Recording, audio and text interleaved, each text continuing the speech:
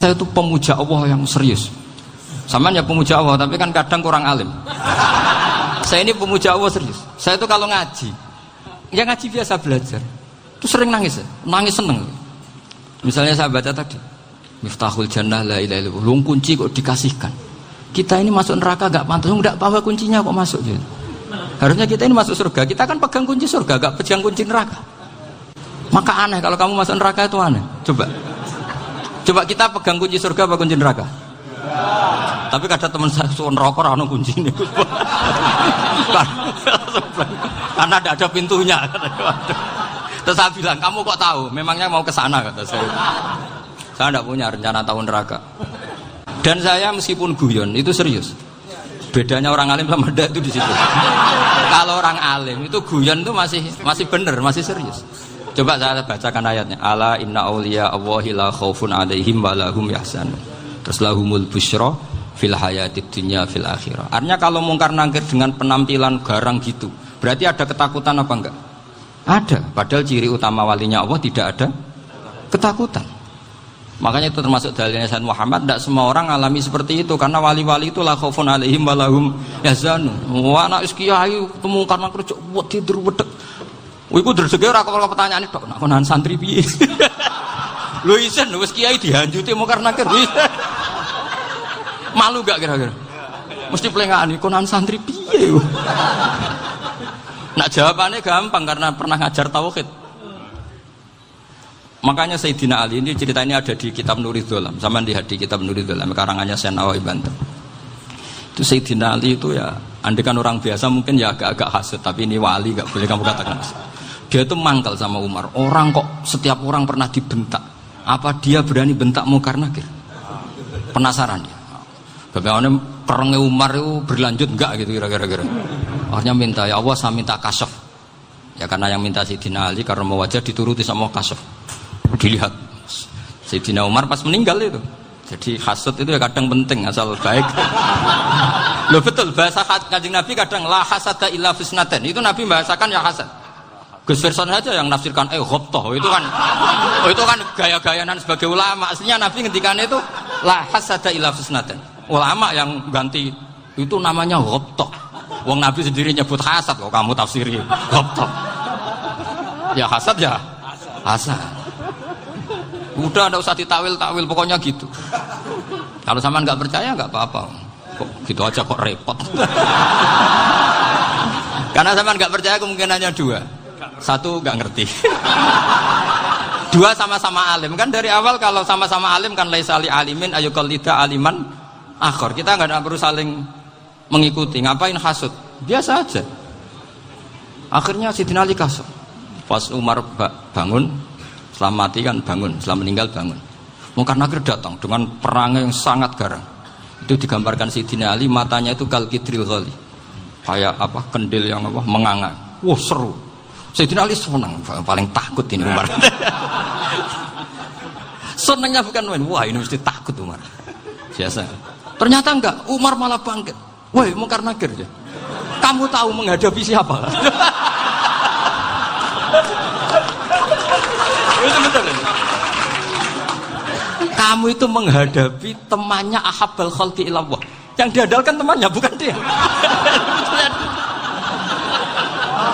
Kamu tahu yang kamu hadapi. Saya ini teman kekasihnya Allah. Jadi boleh kamu mengandalkan Mbak Virjon. Tapi nanti resikonya mungkar nakir tanya, itu Virjon siapa? Wah itu masalah kan.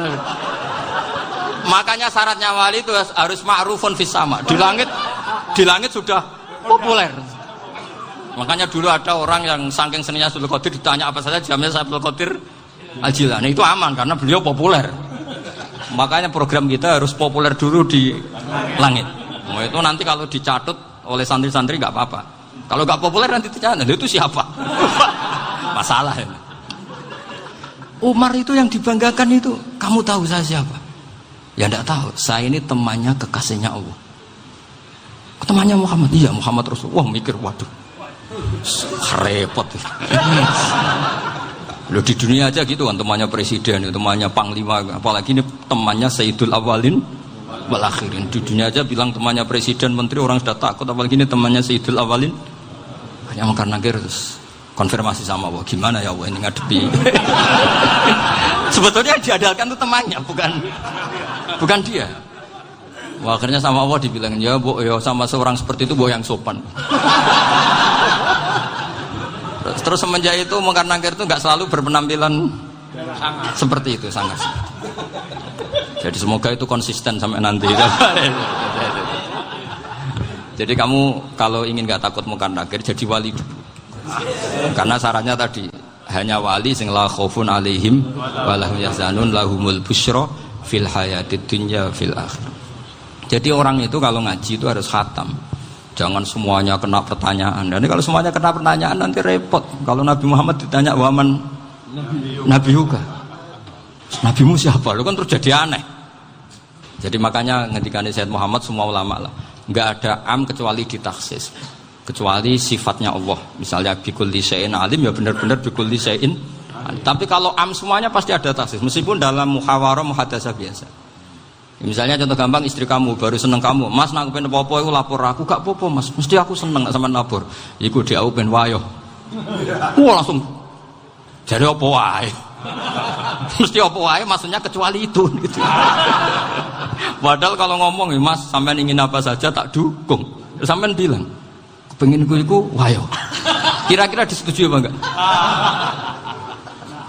Sama seperti kita kalau punya teman akrab, wes nang omahku gak apa-apa, anggap aja omahmu dhewe. Terus mlebu-mlebu kamar. Jadi tidak ada am kecuali di taksis. Artinya kalau ada cerita bahwa orang mati pasti ngalami ditanya mungkar nakir, itu pasti ada am yang di taksis. Itu pasti tidak dialami para anbiya, para auliya. Karena ciri utama wali itu la khaufun alaihim walahum yahzanun. Kemudian saya yang mau cerita ya, supaya sampean bisa menghadapi dunia global ini, tak bawa tafsir Munir termasuk tadi. Ini saya baca ini karangannya Syekh Nawawi, karena tadi kata Mbak Firjon ngaji itu harus sama orang yang bersanad. Saya ini kalah sama beliau itu berkali-kali. Secara nasab saya harus manggil Mbah. Secara silsilah ilmu saya juga kalah lagi. Saya sering disowani sama cucu-cucu Syekhona Khalil. Kiai Siddiq itu termasuk murid dekat beliau, Syekhona Khalil. Kalau itu berarti kan Gus Wirjon, Ahmad, terus Mbah Siddiq. Mbah Siddiq ngaji Syekhona Khalil. Syekhona Khalil itu pernah ngaji langsung sama Sayyid Zaini Tahlan. Berarti beliau dari Sayyid Zaini Tahlan itu baru generasi kelima. Sementara saya itu sudah ke-7 atau ke-6. Saya, Mbah Mun, Mbah Karim misalnya, Mbah Hashim, Mbah Mahfud Termas, Sayyid Abi Bakar Sato, yang ngarangnya Anatul Talibin, baru Sayyid Zaini Tahlan. Berarti saya ke-7, kalah lagi. Tapi untuk jadi wali biasanya cepat saya. Karena syaratnya jadi mbah itu ngalah demi putu. Jadi kalau beliau ngotot, saya dulu Gusti, saya mbahnya. Wah itu mbah yang nggak baik.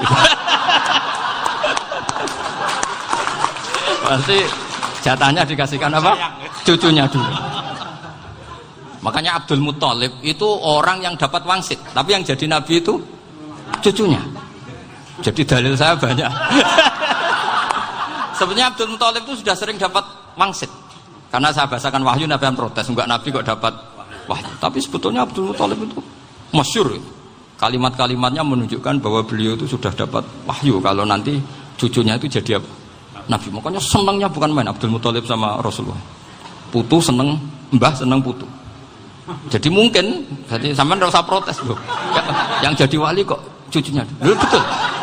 Dulu Mbah Hamid Pasuruan itu kalau Mbah Ahmad Siddiq ke sana, Mbah Hamid Pasuruan kalau manggil Mbah Ahmad Siddiq itu paman. Tapi pamannya minta ijazah ke ponakan. Apa ya gara-gara itu memang. Kalau itu masih berlaku, apa? Ngalah tadi. Kayaknya masih apa? Hawane masih. Karena melihat tren-tren langit masih gitu kayaknya masih. Masih itu. Ya.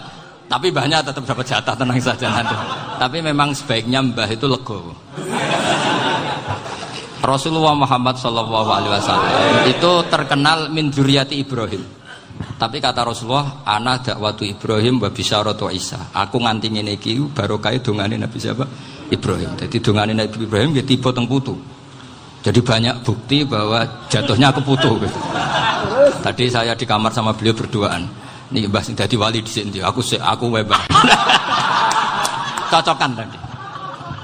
Nah, kenapa saya akhir-akhir ini gulirkan daftar wali? Kenapa? Saya ini resah ya. Orang sudah ingin dicintai pejabat, dicintai tetangga, dicintai teman. Tapi kadang-kadang orang lupa lagi dicintai Allah. Makanya saya meskipun guyon, tapi ini amdan, bukan sahwan. Supaya orang punya cita-cita lagi jadi wali, ingin dicintai Allah. Kita ini terlalu lama ingin dicintai makhluk. Mbok ya naik kelas sedikit lah. Ingin dicintai Allah Subhanahu wa Ta'ala. Meskipun saya guyon, tapi tadi guyon saya tuh lebih serius ketimbang serius Anda. Karena tak pikir. Saya tuh kalau pergi itu seneng ngebis, bukan karena saya tidak punya mobil, tapi saya sering mau butuh itu supaya nggak diganggu. Karena saya tuh harus punya waktu sendiri. Kalau bis kan ketemu orang nggak kenal, tapi sekarang ya agak susah, banyak yang kenal. Dan susahnya lagi nggak minta ijazah, minta foto. Aduh. Repot tuh. Mau dibenci itu umatnya Rasulullah Shallallahu Alaihi Wasallam. Mau disetujui itu sanatnya mana? Kalau ketemu orang alim minta apa? Foto. Itu nggak ada sanatnya. Nggak tahu saya itu mazhab dari mana itu. Ya mazhab milenial yang jelas itu kan. Ini tak baca ya biar dapat. Karena ini kenangan saya sama Mbak Ahmad Siddiq. Saya masih ingat betul beliau ngisi hallnya Mbak Abdullah bin Umar, berarti abahnya Mbak Hamid. Karena mbah saya itu Fatimah binti Khalid bin Umar. Kalau Mbah Hamid itu Hamid bin Abdullah bin Umar. Itu saya masih ingat betul zaman itu Mbah Hamid siap hall di Lasem itu rawuh dan saya derek mbah saya karena masih misanan datang ke Lasem. Itu beliau pas itu ngisi sama Mbah Mun. Mbah Mun masih muda, Ki Ahmad Siddiq sepuh senior. Itu beliau cerita bahwa dulu ketika Indonesia dijajah Jepang itu para kiai mimpi dibacakan ayat Ghulibatir Rum fi adnal ardi wa hum min ba'di walabihim salim. Terus ada kiai yang tanya, takwilannya gimana? Ya nanti Jepang pulang bukan karena kita yang mengalahkan, tapi Jepang ada yang mengalahkan sendiri meskipun tidak kita. Kayak dulu Faris tidak dikalahkan Islam tapi dikalahkan Romawi, tapi yang senang umat Islam. Wa yauma idzi yafrahul mu'min. Itu luar biasa ulama-ulama kita. Delalah kejadiannya Indonesia seperti itu. Yaitu kita tidak mengalahkan Jepang, tapi Jepang pulang sendiri karena dikalahkan apa? Sekutu. Ya ini saya baca. Ini tidak usah dicek bacanya benar apa enggak. Sudah aman apa? Aman. Karena kalau saya salah itu ya sengaja. Artinya ya sengaja saja. Ya biasa maksudnya. Saya kemarin ngisi di Pondok Peloso, di Pondok Al Munawir Jogja. Salah itu ada dua, ada salah memang benar-benar salah. Itu nggak apa-apa, bisa dimakfu. Karena mesti sangke wong goblok salah yang terus itu. Ada salah bawaan ilmu, itu repot tuh dan ini. Karena misalnya kita yang biasa belajar qiraah safah wayah sibuhu, mesti diulang lagi wayah sabuhu. Karena qiraahnya Imam Asim itu hasibah sabu bifathis sin. Sementara kita kalau ngaji kitab kulino yahsibu. Sehingga kita yang biasa belajar safah itu kalau baca kitab itu kayak orang bingung. Kadang-kadang yang ngaji juga bingung. Gus Pak mau cok bulan pilih ini. Ya tepat-tepatan. Ada yang mengatakan Gus Pak bingung, ada yang mengatakan Gus Pak alim alamah. Ya tepat-tepatan nasib tadi. Karena memang ya saf'ah memang seperti itu. Misalnya kufuan. Kufuan itu Imam Asim baca kufuan. Tapi beliau punya murid namanya Syu'bah. Itu kalau baca kuf'an. Makanya kita itu, ini kan khataman Quran ya. Jadi saya menyinggung sedikit tentang qiraah saf'ah. Tadi beliau juga sudah tak kasih kitab saya Hifdzuna Liyadal Mushaf. Sama tak ajari latihan saf'ah. Memang angel ya. Makanya yang nggak bisa itu wong pinter. Sudah tahu angel ya nggak usah diteruskan kan. Orang menghindari barang angel itu pinter apa goblok? Pinter. Berarti wong goblok pinter. Saya tuh makanya sama orang goblok tuh respect. Jadi orang alim tuh angel apa gampang? Angel. Menghindari barang angel pinter apa goblok? Loh, orang menghindari barang angel pinter apa goblok? Pinter. Berarti wong goblok pinter. Jadi saya sama orang-orang goblok itu respect. Sudah tahu jadi orang alim angel ya barang angel ya harus dihindari. Makanya saya ini insya Allah umatnya Nabi yang termasuk yang terbaik. Amin. Karena mencintai umatnya Nabi termasuk yang goblok. Waduh. Itu tidak gampang itu. Karena tadi sudah tahu ya. Seperti itu loh orang naik panjat pinang. Itu yang naik karena ingin hadiah.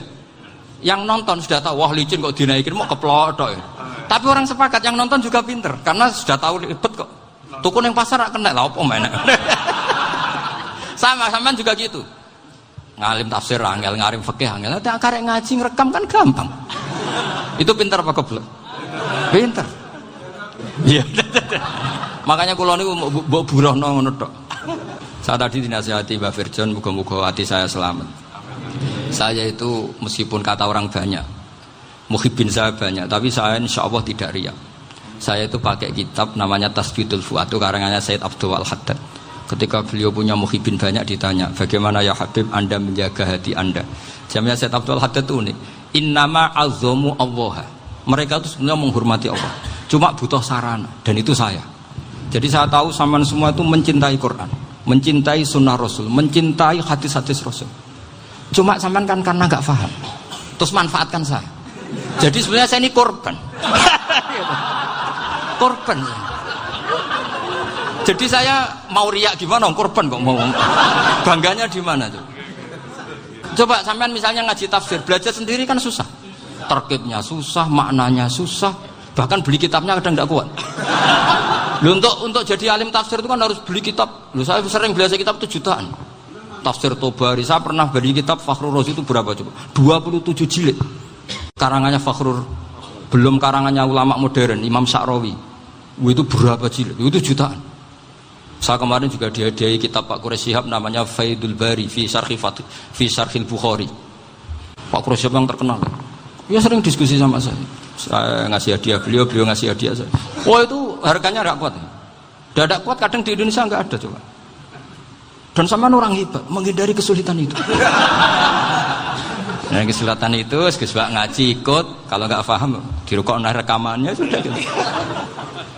Pinter mana sampean sama saya? Pinter sampean kan? Bikin sosis susah, beli aja kok repot kan. Nah, makanya nggak boleh orang bilang, wah aku goblok reso tafsir, aku wong pinter. Makanya nanti kalau saya ketemu Nabi tidak termasuk orang yang mentahkir orang Islam. Kafa bil mari isman ayah kira akhahul muslim. Jadi cukup orang itu dosa kalau menyepelekan orang Islam. Termasuk darani sampean goblok itu dosa. Caranya nggak darani goblok ya tadi di logika tadi. Alim itu angel. Ngendari angel itu pinter. Berarti wong bodoh. Pinter ya sudah gitu. Tapi tetap bodoh. Tapi ini satu cara untuk saya respect gitu. Coba orang yang ngaji tafsir saya banyak, mungkin ribuan. Itu sebetulnya mencintai Quran. Karena Quran adalah kitab suci yang panduannya umat Islam. Sangat mencintai Quran. Terus kemudian mereka nggak paham. Terus mencari orang yang memahamkan. Burohno lah cara jawabannya. Terus keren saya itu di mana coba? Lah terus mereka kurang ajarnya gini, kalau paham itu ya alhamdulillah paham. Kowe nak ngaji Gus Bae ngono tok. Tapi nek ora paham, ora nyalano akal ya. Mari Gus Bae nerangno cepet mulane aku gak paham. Ora kok nyalano teke sing lelet tuh. Oh kan masyaallah naudzubillah tenan. Sebetulnya tingkat kurang ajarnya tinggi Gus sebenarnya. Jadi kalau nggak paham itu kadang nggak nyalahno uteke. Kayak mau misalnya, mau mari mikir aja jelas. Padahal misalnya jelas orang mesti paham bodoh. Paham?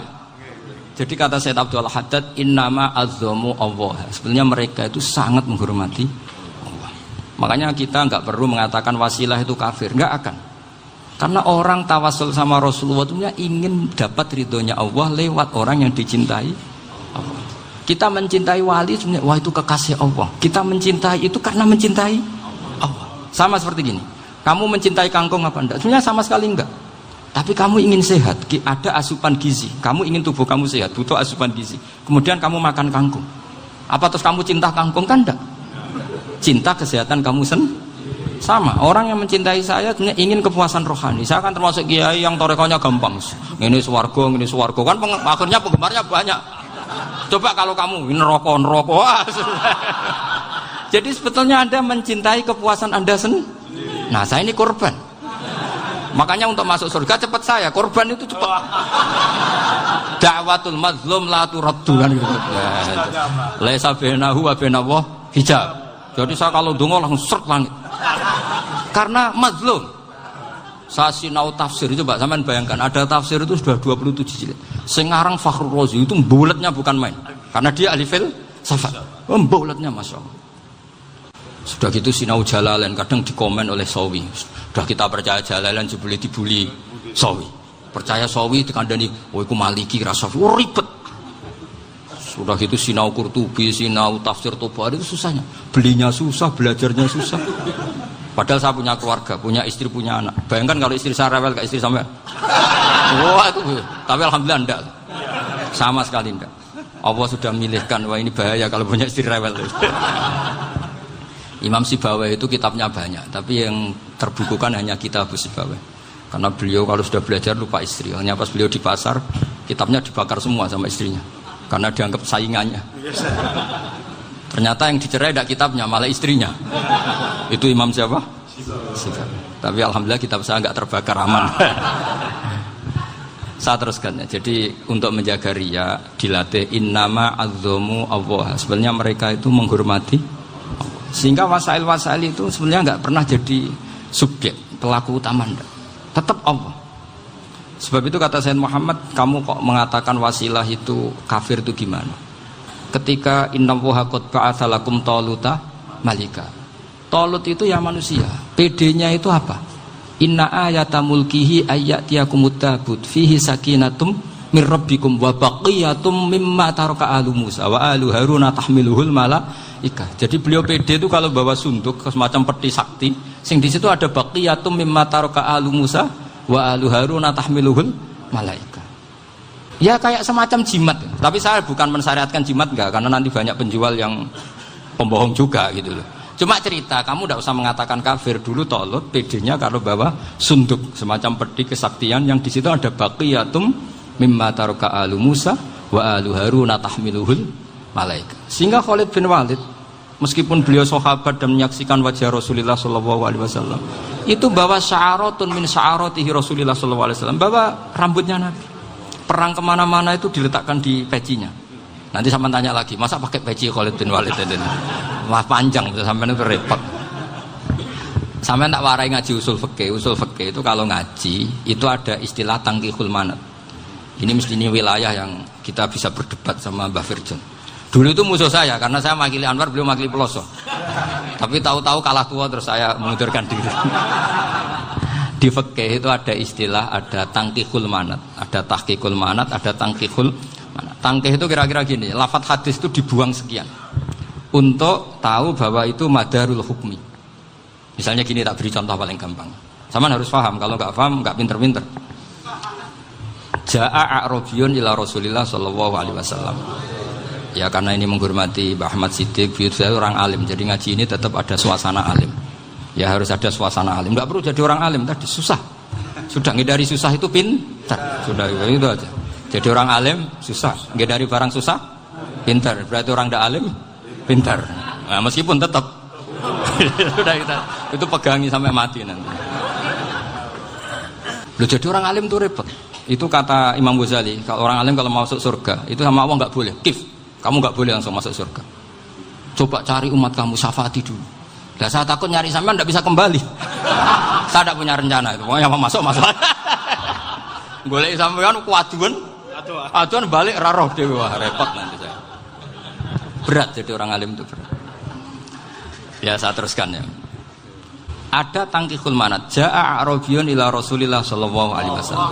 Faqala ahlaktu wa ma ahlakaka qal waqatu imraati fi nahari Ramadan. Ya sidang kita, saya ini rusak ya Rasulullah. Kenapa? Karena saya menjima istri saya fina hari Ramadan. Terus kata Nabi, kamu harus bayar kafarah. Napa Nabi kafarah? Puasa 2 bulan. Wong baru 1 hari aja terjadi gitu kok disuruh puasa 2 bulan. Ya tidak kuat ya Rasulullah. Baru berapa hari saya puasa aja kecelakaan seperti itu. Apalagi kalau sampai 2 bulan. Tidak ya Rasulullah. Ya sudah kalau gitu kamu pertama ngasih makan apa? Itqu raqabah kan, pertama merdekakan budak. Tapi kan sekarang nggak ada budak, makanya terus sekarang langsung puasa. Wah ini nggak bisa semua. Ya sudah ngasih makan orang 60. Kasihkan siapa ya Rasul? Ya orang fakir. Saya ini paling fakir. Di kampung saya ini orang paling fakir. Jadi mulai dulu orang fakir itu hubungan suami istri itu paling lancar. Mulai dulu. Makanya orang fakir itu anaknya banyak. Karena hiburannya hanya itu. Wong Ramadan aja. Coba. Mau ke ATM nggak punya uang, mau antri di bank nggak punya, mau apa coba?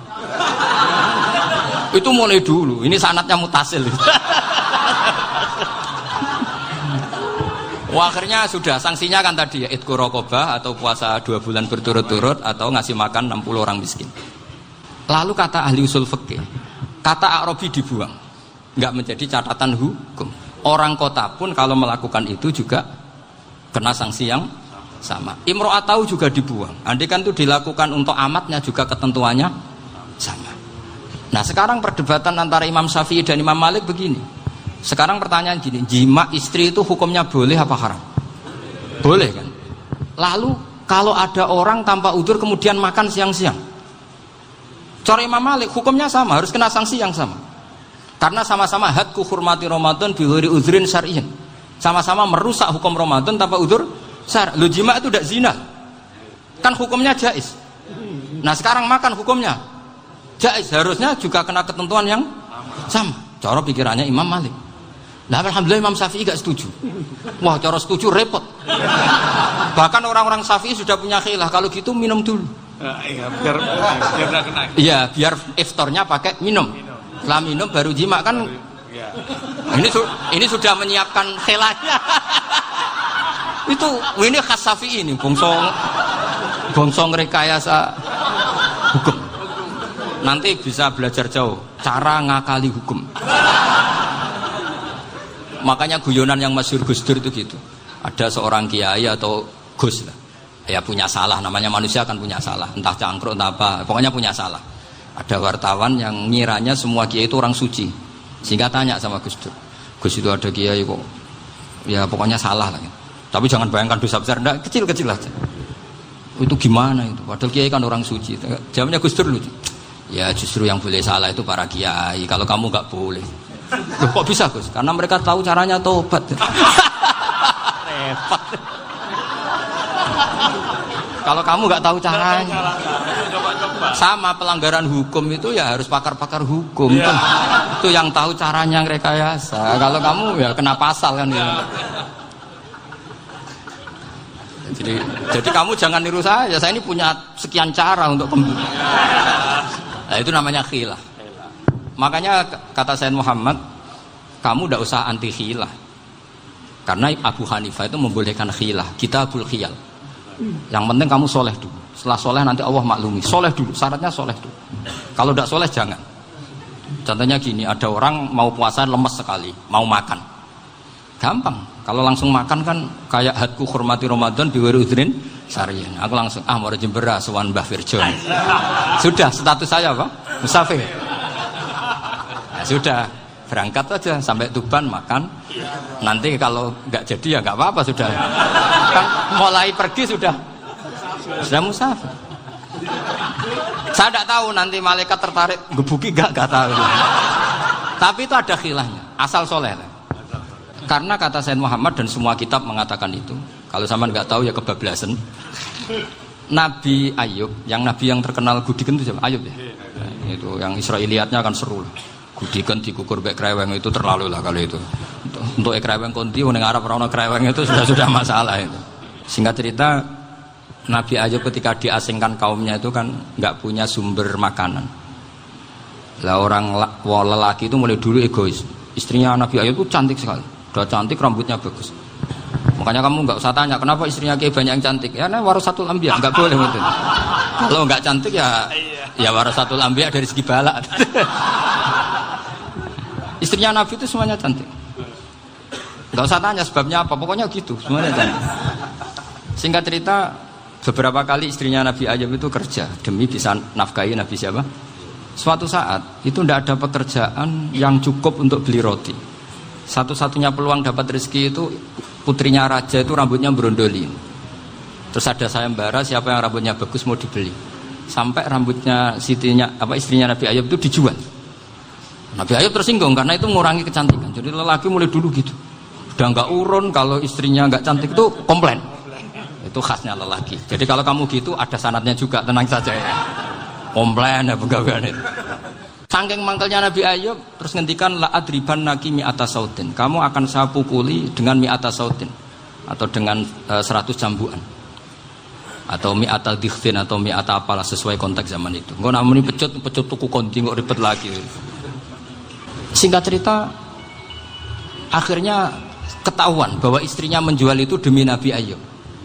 Allah nggak ridho kalau kekasihnya yaitu istrinya Nabi Ayub wis perjuangan kayak gitu malah kena hukuman. Tapi Allah juga nggak ingin kekasihnya yang bernama Ayub melanggar sumpah. Padahal beliau sudah sumpah, wallahi demi Allah nanti tak pukul dengan 100 kali.